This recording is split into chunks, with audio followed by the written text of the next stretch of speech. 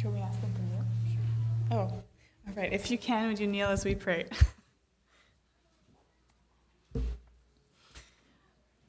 Lord, I just want to thank you for each person that is here on your Sabbath day and that they can make it in. I just thank you for the rain and the refreshingness of it as it's kind of helping all the earth soak up again. And I just want to thank you so much that I have the opportunity to talk today. I just pray that it would be a blessing and that you'll speak through me. I pray that we would be truly seeking you each day and we won't fall into a pattern of repetition and stale constantness. I just pray that we would keep searching for you in all the ways that you're working, and that would be renewed for us each time. And I pray, amen.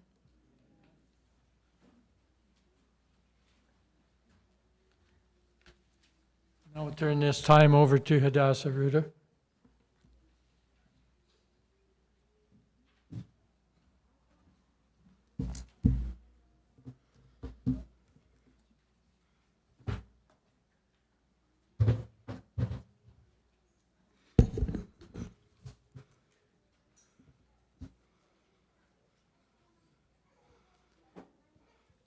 The last time I did this, I wasn't by myself. I had like 2 other people to share the time with, and now it's all on me, so that's a little different, but that's okay. Okay, this morning, the sermon is called The Spillover. In 1993, Harvard started a study on the adult development. A study spanning over 80 years has revealed that positive relationships are the most significant factor in predicting happiness and health. Contrary to popular belief, factors like wealth, career success, or even healthy habits were not as strong predictors of a fulfilling life. The study emphasizes the importance of social fitness, which is the ability to build and maintain strong, meaningful connections for both physical and mental well-being. Strong relationships can act as buffers against stress and adversity, helping individuals to cope with challenges more effectively. Individuals in warm, supportive relationships tend to be happier, healthier, and live longer than people who are not. The study found a strong link between relationships and physical health, including reduced risk of chronic disease and cognitive decline. The study was started in 1983 and is still ongoing, currently in its 86th year, making it one of the longest running studies. As a whole, the Harvard study emphasizes the profound influence of human connection on our well-being, underlying that strong positive relationships are not just desirable, but also essential for fulfilling life. Today, I want to focus on the importance of surrounding ourselves with people. Each of us has a small community that we are a part of, that we've created through work, through family, co-workers, church, etc. And all of these affect our fulfillment in life and how your life is going to turn out. In the Bible, there are many examples of people who have been spared or blessed because not of their own relationship with God or their own doing at all, but because of other people that were in their lives. The first example of that is in Genesis 18, when Abraham was praying for Sodom, or for Lot specifically. Genesis 18, we'll start in verse 16.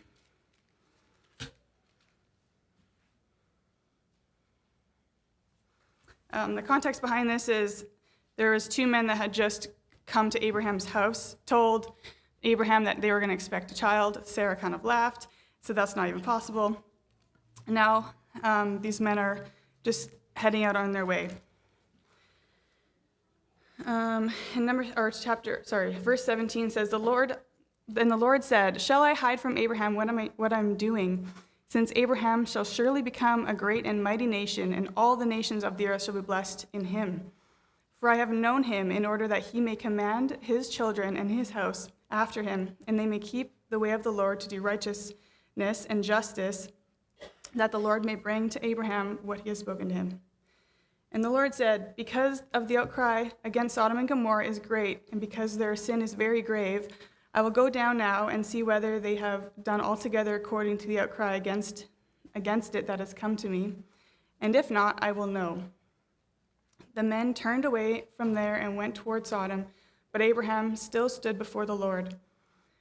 "Would you also destroy the righteous with the wicked? Suppose there are 50 righteous within the city. Would you also destroy the place and not spare it for the 50 righteous that were in it?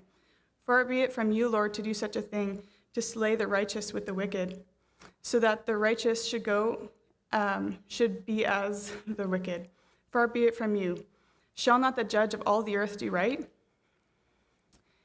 So the Lord said, "If I find in Sodom 50 righteous within the city, then I will spare all the place for their sakes." Then Abraham answered and said, "Indeed, now I am but dust and ashes, and have taken upon myself to speak to the Lord. Suppose there were 5 less than 50 righteous, would you destroy all the city for the lack of 5? And he said, if I find 45, I will not destroy it."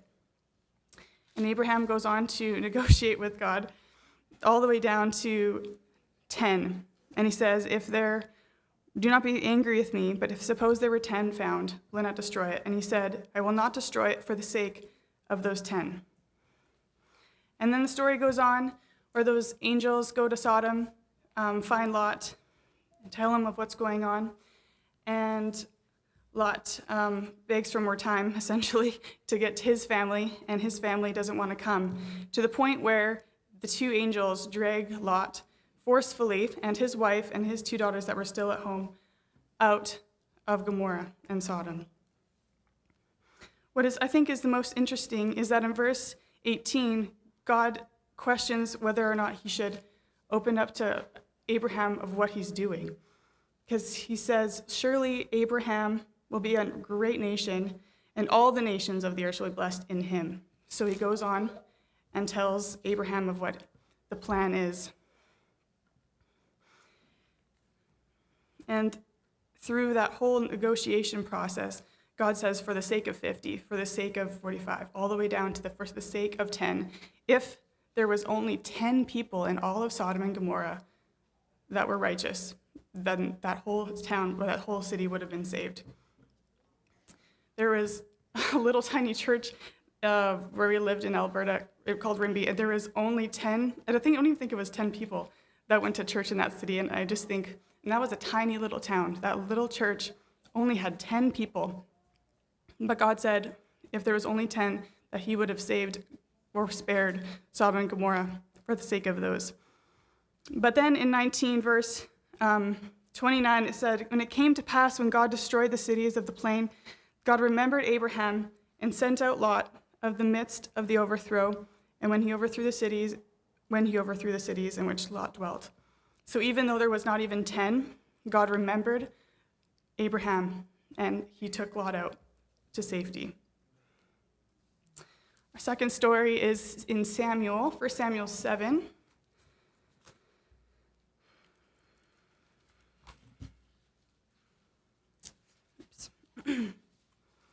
And the Philistines had been kind of occupying the Israelites had been under the control of the Philistines who had come and occupying their land. And just before the story begins, the Ark of the Covenant had finally just come back to Israel after the golden rats and tumors and all of the slaughter that had come with that, with the Philistines having the Ark of the Lord. But once the Ark had come, it had been over 20 years, and still the Philistines had been in control of their land, and Israel had been kind of struggling with that. And so Samuel goes on to say, well, if you return, in verse 3, if you return to the Lord with all your hearts and put away the foreign gods from among you, prepare your hearts for the Lord and serve him only, he will deliver you from the hands of the Philistines. And in verse 5 it says, Samuel said, gather all of Israel to Mizpah, and I will pray to the Lord for you. So they gathered, and they gave away got rid of all their idols and Baal, and they came to Mizpah. And in verse 8, it says, "So the children of Israel said to Samuel, 'Do not cease to cry out to the Lord, our God, on our behalf, for he may save, so that he will save us from the Philistines.'" And Samuel then takes a lamb and he does a burnt offering in front of the Lord, and the Lord hears the prayers of Samuel. And he answers with a loud thunder, which confuses the Philistines in that moment. And the men of Israel are able to then drive out the Philistines out of their territory. And then jumping down again to verse 13, it says, "The Philistines were subdued, and they did not come any more into the territory of Israel. And the hand of the Lord was against the Philistines all the days of Samuel."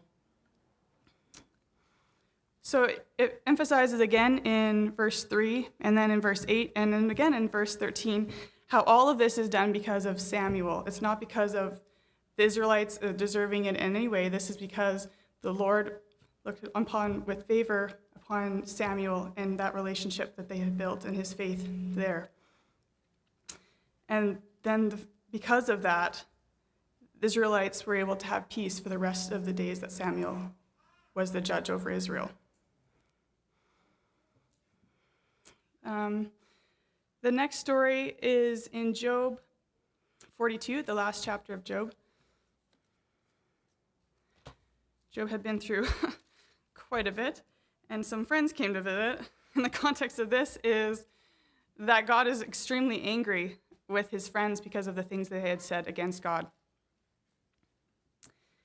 And starting in verse 8, it says, Job 42, verse 8 says, "Now therefore take for yourselves 7 bulls, 7 rams, and go to my servant Job, and offer up yourselves a burnt offering, and my servant Job shall pray for you. I will accept him, lest I deal with you according to your folly, because you have not spoken to me of what is right, as my servant Job has." So his three friends do the sacrifice. Job prays for them, and God accepts Job's prayer.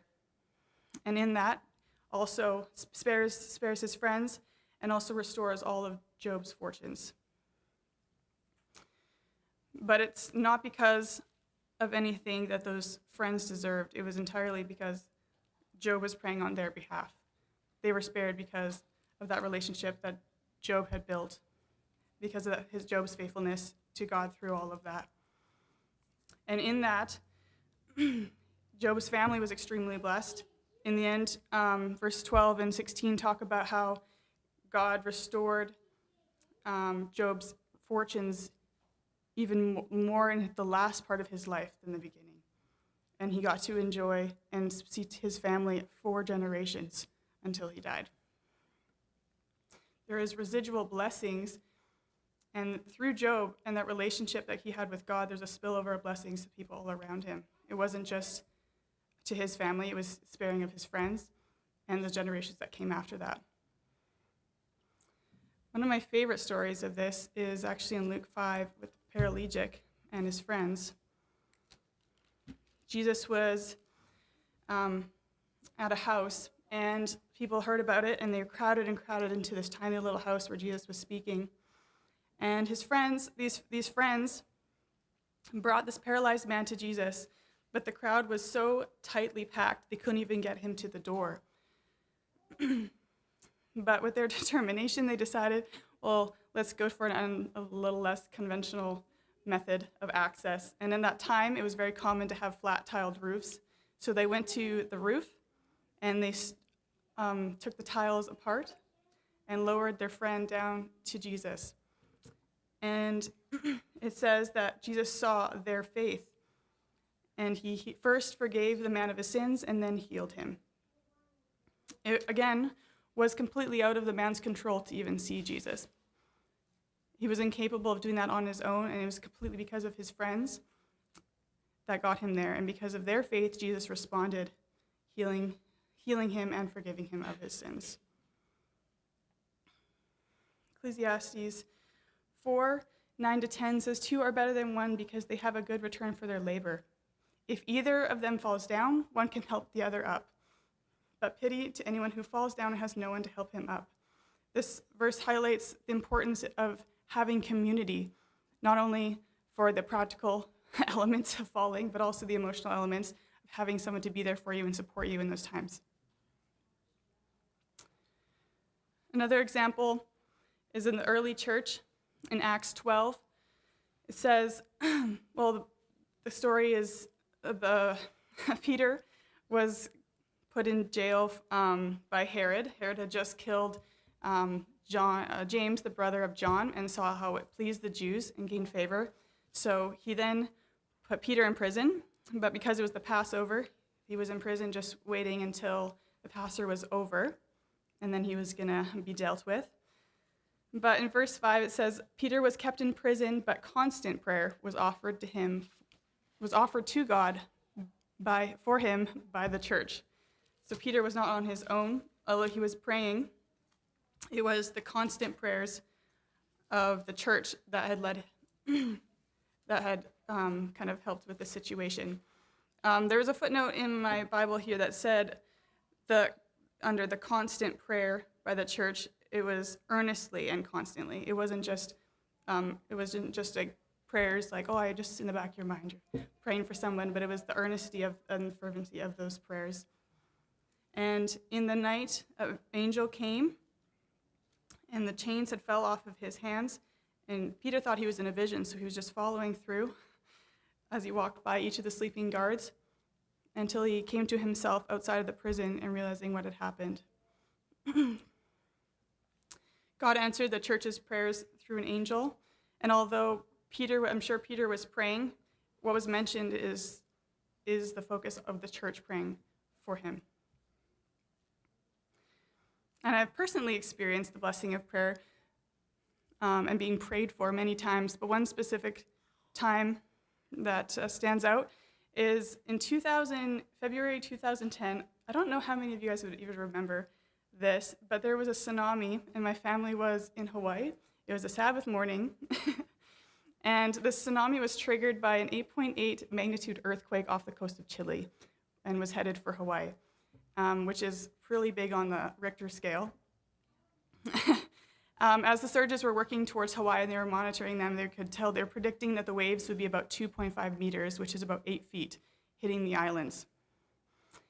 The rumors were that the airport, which would be the first thing to be kind of restored after the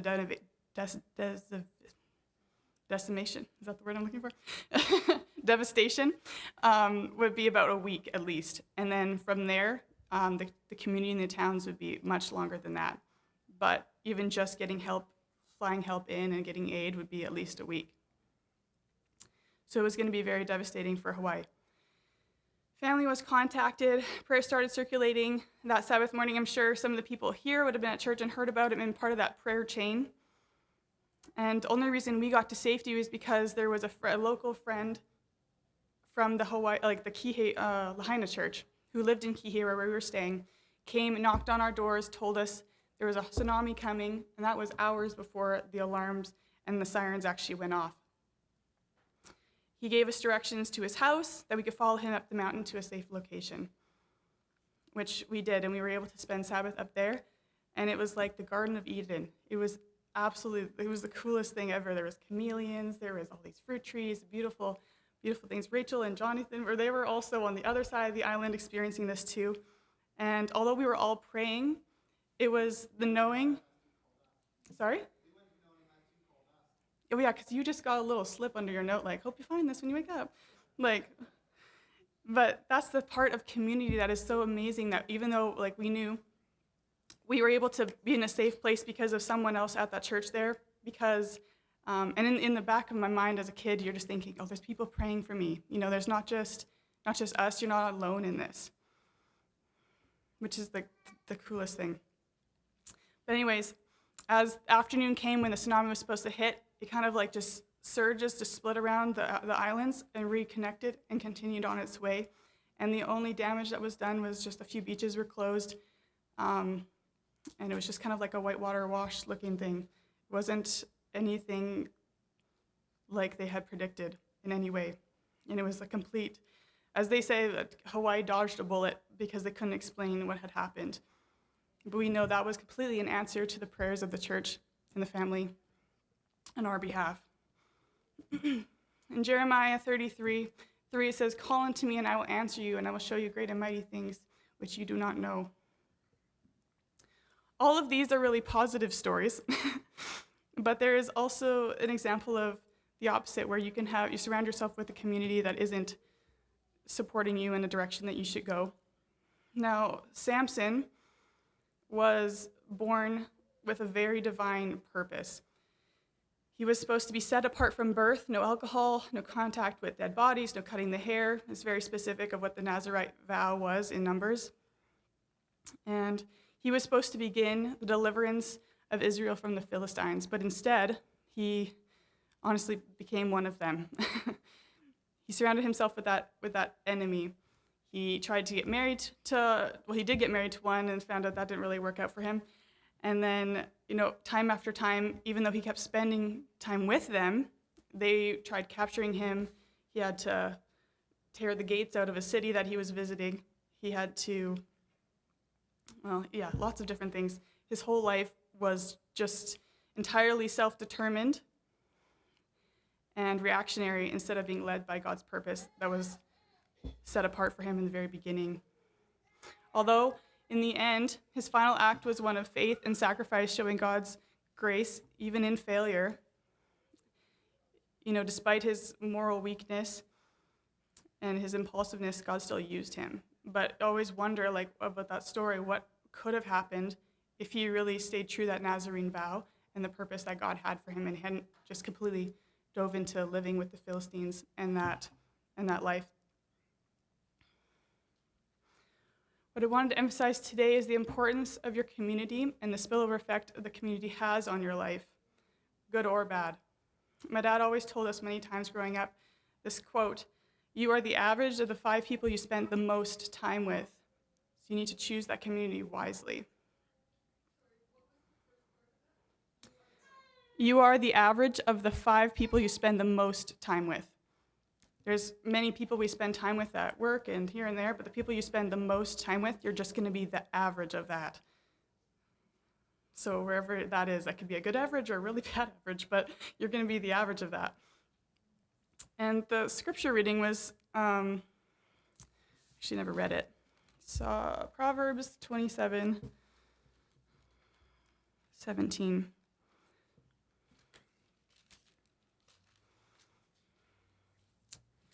Oops. I'm in Psalms, that's not going to be the right one.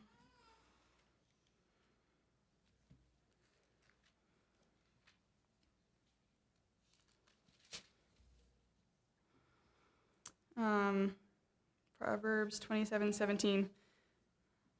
"As iron sharpens iron, so a man sharpens the countenance of his friends." It's really important to surround yourself with people who are going to be sharpening you, challenging you, motivating you, and pushing you in the direction that you want to go and you want your life to go.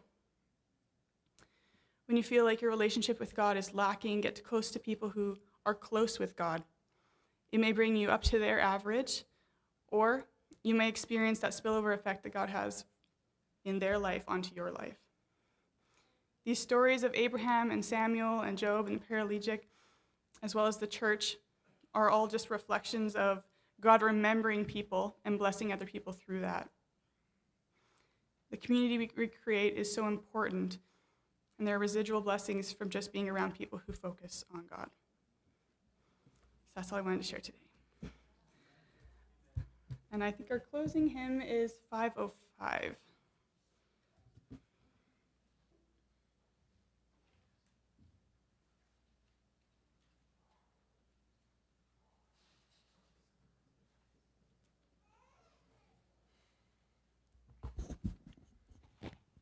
Please stand for our closing hymn, number 505.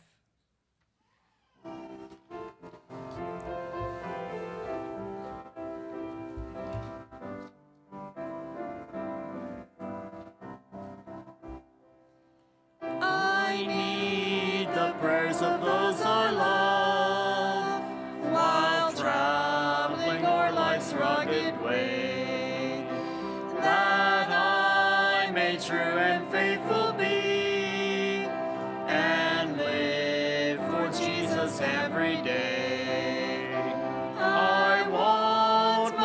friends to pray for me, to bear my tempted soul above, and intercede with God for me.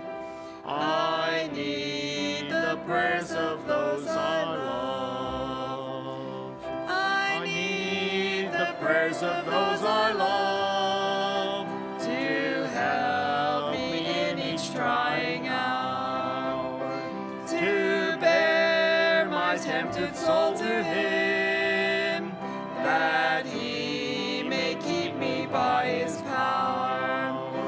I want my friends to pray for me, to bear my tempted soul above, and intercede with God for me. I need the prayers of those I love. I want my friends to pray for me, to hold me up on wings of faith, that I may walk the narrow way, kept by our Father's glorious grace.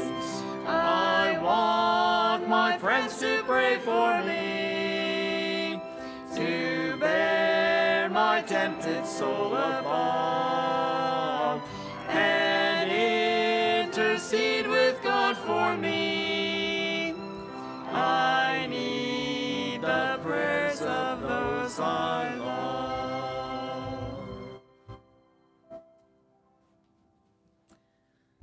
Lord, I just want to thank you so much for this community that we have, this church here. I just pray that we continue investing in the church, in each other, and most importantly, in keeping you at the focus, seeking you so that the community around us will feel that spillover of blessings through this church. In your name I pray.